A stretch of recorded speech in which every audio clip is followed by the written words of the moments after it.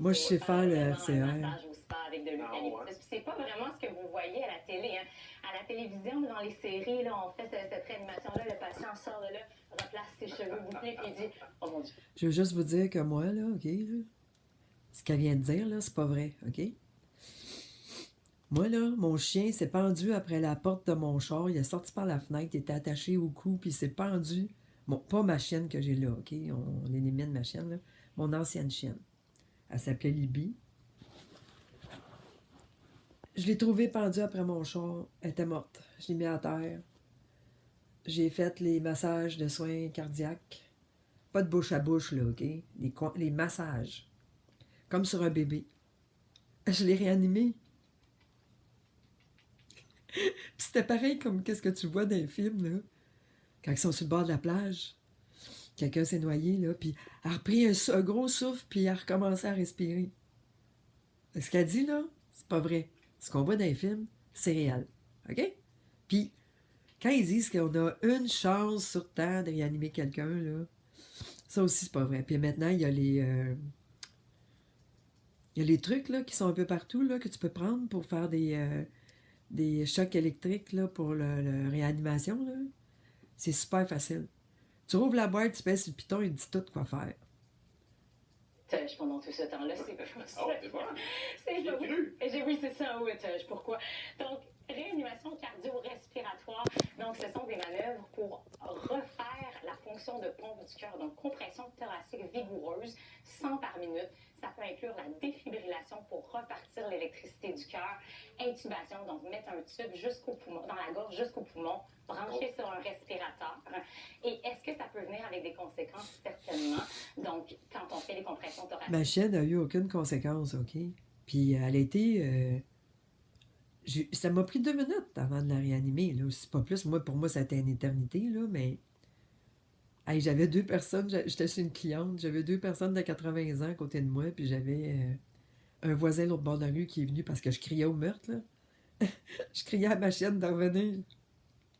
Fracturer des côtes, le sternum, et le délai avec lequel on entreprend les manœuvres de RCR, bien, tout le temps où le cerveau n'a pas été oxygéné, on peut se retrouver avec des séquelles cognitives, puis on ne ressort pas de là en replaçant ses cheveux bouclés. C'est pas vrai. C'est souvent une longue hospitalisation, des complications de l'alitement, du décompte. Bon, ils hospitalisent les gens, là, puis c'est ce qu'ils font après, là? Avec les médocs, ils les foquent. Comprenez-vous, là? Ils les rendent perdus. C'est ça qu'ils font, les petits Chris. Ma chienne n'a jamais eu d'effet secondaire qu'elle a été... qui est morte pendant 2 minutes, là. Puis je l'ai demandé, elle était vraiment morte, j'étais plus sûre, moi, là. Puis les gens vont souvent me dire, mais ça marche-tu? Hein, est-ce que c'est efficace?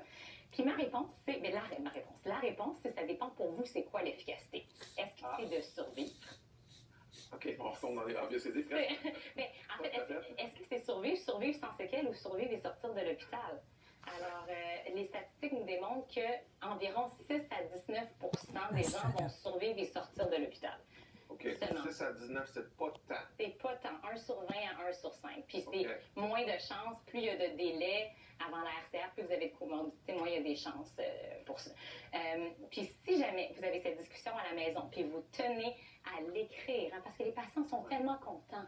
Quand je prends le temps au bureau de dire, écoutez, j'aimerais ça avoir cette conversation-là avec vous parce que je veux pas avoir de choix rapide. Ah oui, puis quand j'avais réanimé ma chienne, là, il y a du monde qui m'avait dit, t'es-tu allé voir le vétérinaire?